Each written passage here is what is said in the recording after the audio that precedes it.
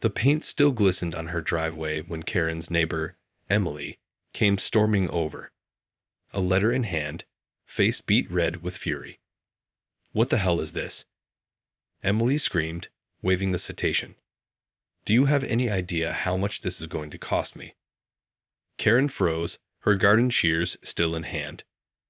She'd spent all morning meticulously painting her driveway a vibrant shade of violet, determined to brighten up the drab suburban street. But now, seeing the rage in Emily's eyes, a pit formed in the bottom of her stomach. I was just trying to add a little color," Karen stammered, forcing a nervous laugh. "Don't you think it looks nice?" Emily's eyes narrowed to slits. "Nice. You painted over the red curb, the one the city requires us to keep clear for emergency vehicles." She shoved the citation in Karen's face. "This is a $500 fine." Karen's heart sank.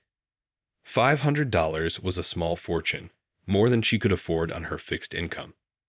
I didn't know," she said weakly. "I was just trying to liven things up a bit." "Well, now you're going to have to unliven it," Emily spat. "You're going to have to repaint that curb before the inspector comes back, or I'm taking this to the homeowners association."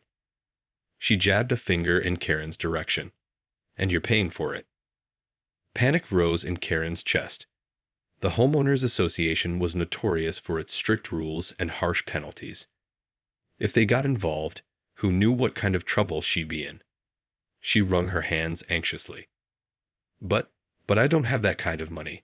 Can't we work something out?" Emily's nostrils flared. "Work something out," she scoffed. "You just cost me $500, Karen.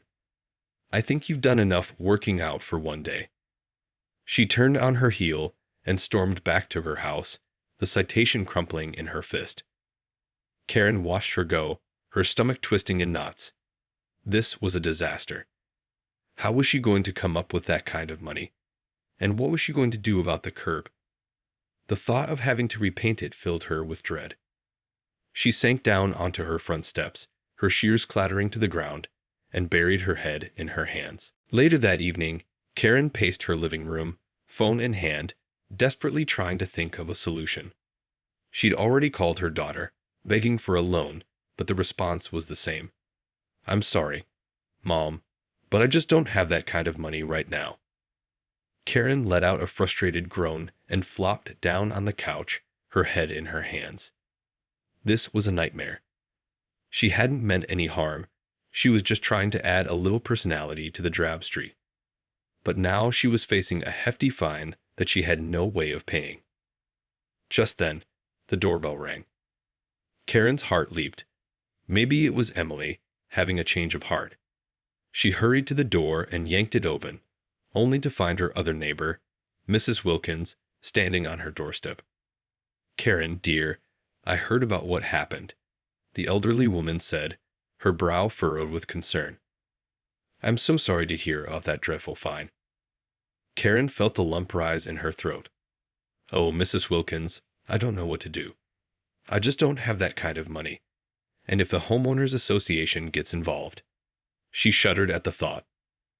Mrs. Wilkins patted Karen's arm sympathetically. "Well, I may have a solution for you, dear. You know, my grandson is quite the handyman. He's always doing odd jobs around the neighborhood. I'm sure he'd be more than happy to help you repaint that curb for a reasonable price." Karen's eyes widened. "Really? Oh, Mrs. Wilkins, that would be wonderful. How much does he charge?" "Well, let's see." Mrs. Wilkins tapped her chin thoughtfully. "I believe he charges $25 an hour, and I'd imagine it wouldn't take him more than a few hours to get that curb looking good as new." Karen felt a wave of relief wash over her. "That's perfect. Please, tell him I'll pay whatever he asks. I just need to get this taken care of before the inspector comes back." Mrs. Wilkins beamed. "Consider it done, my dear. I'll have him over first thing in the morning." She gave Karen's hand a gentle squeeze. "Don't you worry, everything's going to be just fine." Karen nodded, a grateful smile spreading across her face. "Thank you, Mrs. Wilkins. I don't know what I'd do without you." As Mrs. Wilkins turned to leave, Karen felt a glimmer of hope. Maybe this wouldn't be the disaster she'd feared after all. She just had to get that curb repainted, and then she could put this whole messy situation behind her. The next morning, Karen anxiously paced her front yard, keeping a watchful eye on the street. Right on cue, a beat-up old pickup truck pulled up, and a young man with a scruffy beard hopped out. "Grandma said you needed some help, Mom," he called out, flashing Karen a crooked grin. "Oh yes, thank you so much for coming." Karen hurried over, clutching her purse tightly. "I'm just so worried about this fine, and I really need to get this curb repainted before the inspector comes back." The young man, who Karen assumed was Mrs. Wilkins' grandson, nodded sympathetically. "No problem at all. I'll have this done in a jiffy." He grabbed a can of bright red paint from the back of his truck and made his way to the curb. Karen hovered nearby, wringing her hands anxiously as she watched him work. "Please, let me know if there's anything I can do to help," she offered. "Nah, I've got it covered," the young man assured her, dipping his brush into the paint. "Just sit back and relax. I'll have this looking good as new in no time." True to his word, the young man worked quickly and efficiently, meticulously repainting the curb. Karen couldn't help but feel a sense of relief wash over her. Maybe this wouldn't be as big of a disaster as she'd feared. Just as the young man was putting the finishing touches on the curb, a familiar car pulled up to the curb. Karen's heart sank. It was the city inspector. "Oh no, he's back," she cried, her eyes going wide with panic. The young man glanced up, unfazed. "Don't worry, ma'am. I've got this." He turned to the inspector as he approached. "Morning, sir. Just giving this curb a fresh coat of paint. Gotta keep the city looking nice and tidy, right?" The inspector eyed the young man skeptically. "And who exactly are you?" "Name's Nate," the young man replied easily. "I'm doing a little handyman work for the neighbor." The inspector's gaze shifted to Karen, who stood trembling nearby. "Is that so?" He strode over to the curb, examining the fresh paint closely. After a moment, he straightened up and let out a grunt. "Well, I'll be. Looks like you've taken care of it." Karen let out a shaky breath, relief flooding through her. "Oh, thank goodness. I was so worried." The inspector waved a dismissive hand.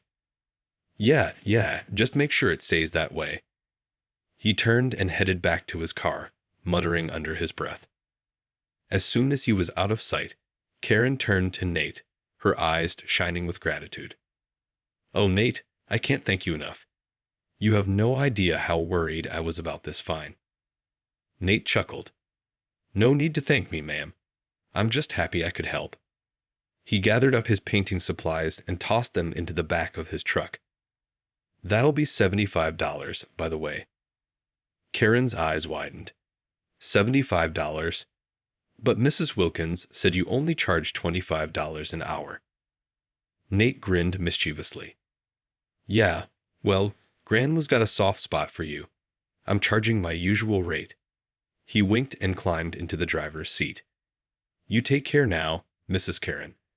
And next time, maybe stick to pastels, huh?" Karen stared after him, mouth agape, as he drove off. A laugh bubbled up in her throat, and she shook her head in disbelief. Well, at least this disaster had a happy ending.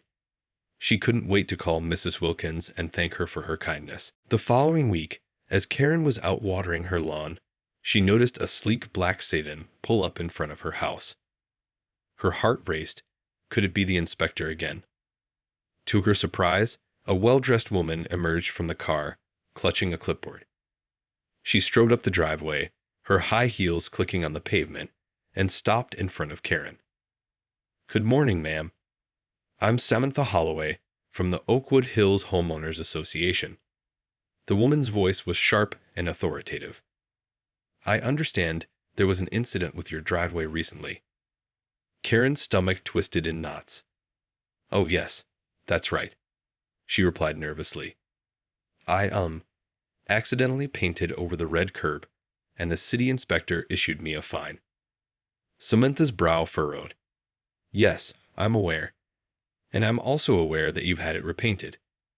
Her gaze swept over the freshly painted curb. However, I'm concerned about the larger issue here. Karen swallowed hard. Larger issue. Yes. Samantha fixed Karen with a piercing stare. You see, the Homeowners Association has very strict guidelines when it comes to the appearance of our neighborhood. Unauthorized modifications to the property, such as painting the curb, are strictly prohibited. Karen's heart sank. She should have known the Homeowners Association wouldn't let this slide.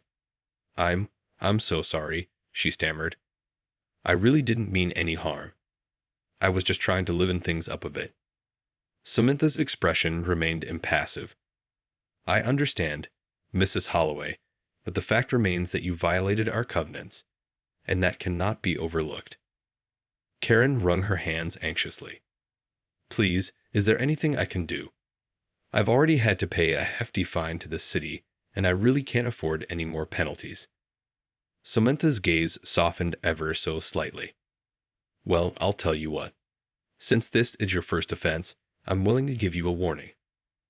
But if there are any further incidents, I'm afraid the association will have no choice but to take disciplinary action. Karen let out a relieved sigh. Oh, thank you. Thank you so much. I promise it won't happen again. Samantha nodded sternly. See that it doesn't. She turned on her heel and headed back to her car, leaving Karen standing there, heart pounding. As the black sedan pulled away, Karen couldn't help but feel a twinge of resentment. The Homeowners Association always seemed to be policing every little thing, with their endless rules and regulations. But she knew better than to rock the boat. She'd learned her lesson the hard way. Shaking her head, Karen returned to her gardening, determined to keep a low profile from now on. The last thing she needed was more trouble from the HOA. Several weeks passed, and Karen breathed a sigh of relief as she realized the Homeowners Association had kept its word. No further action had been taken against her. She was determined to keep her head down and avoid any more run-ins with the strict neighborhood watchdogs. But one afternoon, as she was tending to her flower beds, she couldn't help but notice a commotion down the street. Curious, she wandered over to see what was happening. To her surprise, it was her neighbor Emily, engaged in a heated argument with none other than Samantha Holloway from the Homeowners Association. This is an outrage, Emily shouted, waving a document in Samantha's face. You can't fine me for this. Samantha stood her ground, her expression stern. I'm afraid I can, Mrs. Flores. The covenants clearly state that all exterior modifications must be approved by the association. Emily's face was flushed with anger. But it's just a birdhouse. A simple birdhouse. How is that a violation? Samantha's lips tightened into a thin line. The covenants apply to all structures, Mrs. Flores, regardless of size or purpose. You were required to submit an application and receive approval before installing it. Emily let out an exasperated groan. This is ridiculous. I don't have time for this bureaucratic nonsense. I'm a busy working mom, not some homeowner slave. Samantha's eyes narrowed. I understand your frustration, but the rules are in place for a reason. If you refuse to comply, I'll have no choice but to escalate this matter.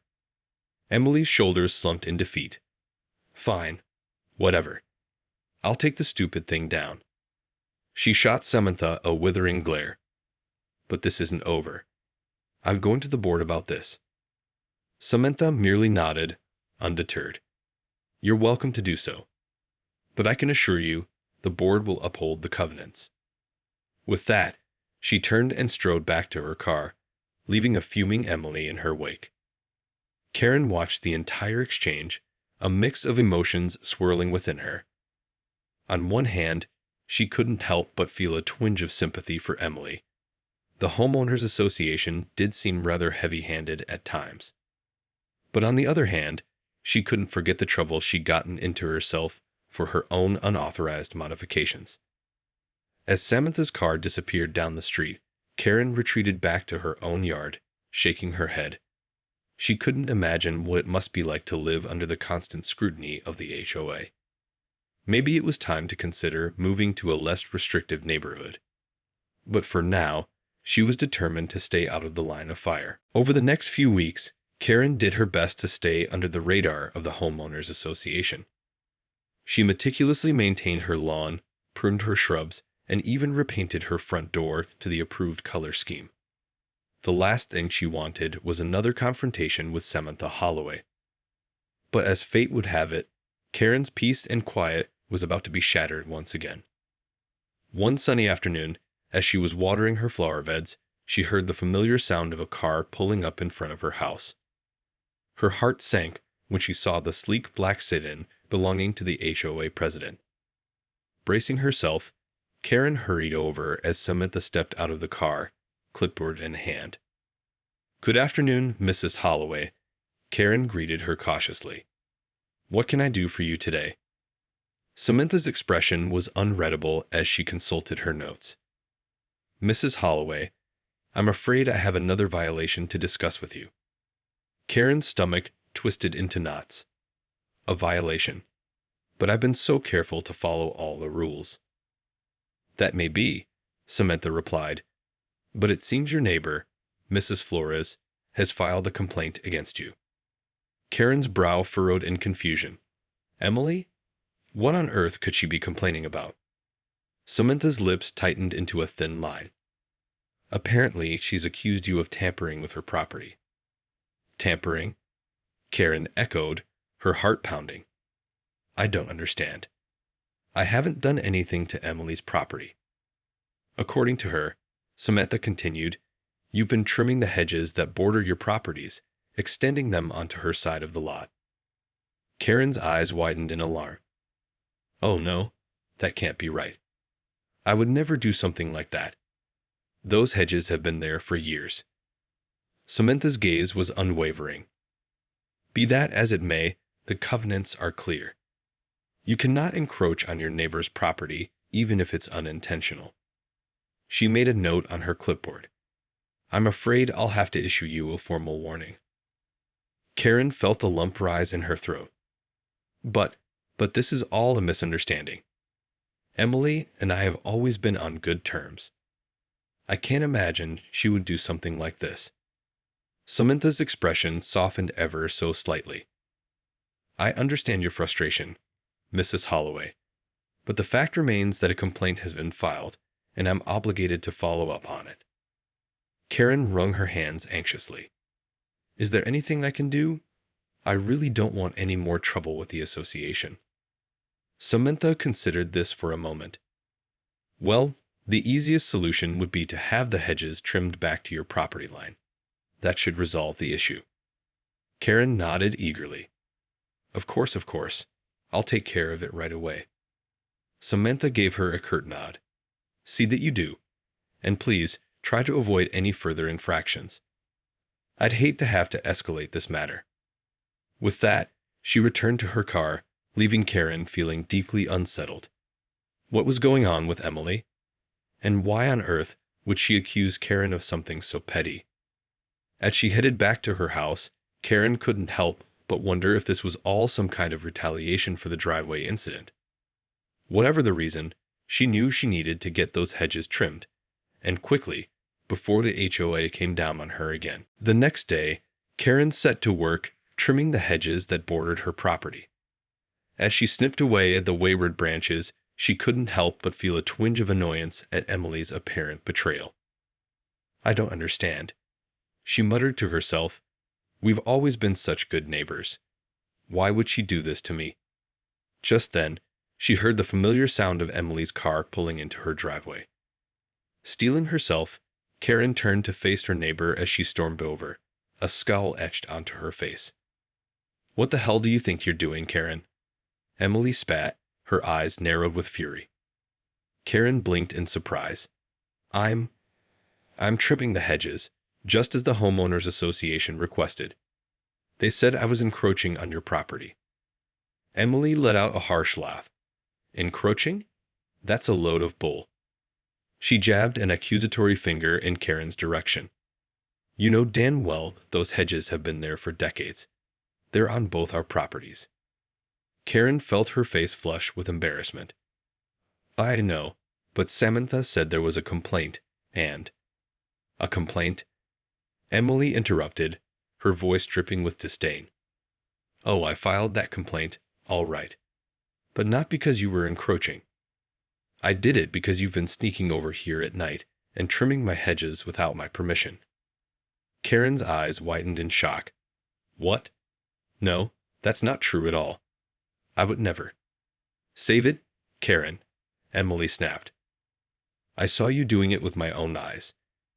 And now you're trying to cover your tracks by claiming the homeowners association made you do it. Karen shook her head vehemently. No, that's not what happened at all. I swear, I was just trying to follow the rules. I don't want any more trouble with the HOA. Emily's eyes narrowed to slits. Well, you're about to have a whole lot more trouble, Karen. I'm taking this straight to Samantha and the board. You're going to pay for this little stunt.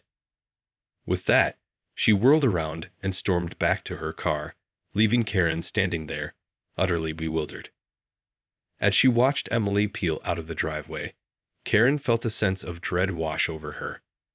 This was quickly spiraling out of control, and she had no idea how to stop it. She sank down onto her front steps, her shoulders slumped in defeat.